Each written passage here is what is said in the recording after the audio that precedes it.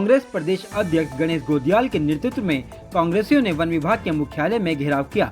प्रदर्शन जंगली जानवरों के हमलों के बढ़ते मामलों और वन विभाग की लापरवाही के खिलाफ था।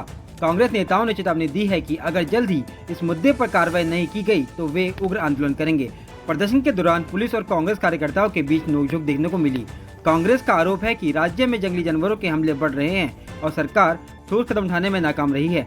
गणेश गोदियाल ने कहा कि आंदोलन और ज्यादा उग्र होगा अगर जल्द ही समाधान नहीं निकाला गया। उन्होंने जंगलों में ग्रामीणों की सुरक्षा और पीड़ित परिवारों के लिए मुआवजे की नीति स्पष्ट करने की मांग की है। इस बात का भी ध्यान होना चाहिए कि वन्य जीवों का जो आक्रमण रिहायशी इलाकों में आम आदमी पर हो रहा है, सरकार का ही फर्ज बनता है कि उसको भी रोका जाए। लेकिन जब मैंने अतीत में बिना किसी आंदोलन के, बिना किसी धरने प्रदर्शन के सरकार को ये राय दी, कई बार राय दी, सोशल मीडिया के माध्यम से राय दी कि सरकार वन्य जीव और मानव के बीच के संघर्ष को, जो कि आज का नहीं है, मैं इस सरकार को इस संघर्ष के लिए इस रूप में कटघरे में खड़ा नहीं कर रहा हूँ कि ये इन्होंने इजाद किया, ये आदिकाल से है, पहले से है।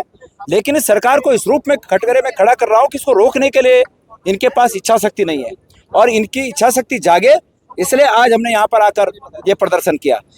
आज कल ही हमने सुना कि खिरसू में कोटी गांव में कल एक घटना हुई और एक महिला की जान चली गई। इससे पहले चमोली में इस प्रकार की घटना हुई। भालू ने बीरों खाल चौबट्टा खाल में इस प्रकार की कई घटनाओं को अंजाम दिया। पूरे पहाड़ी क्षेत्र में कुमाऊं से लेकर पिथौरागढ़ से लेकर अल्मोड़ा बागेश्वर से लेकर और चमोली, पौड़ी, रुद्रप्रयाग, टिहरी और उत्तरकाशी तक कोई जिला ऐसा छूता नहीं है जहां लोगों को भारी नुकसान का सामना नहीं करना पड़ रहा है। इसलिए हमने राय भी आज लिखित रूप में, पहली बार सरकार को लिखित रूप में दिया।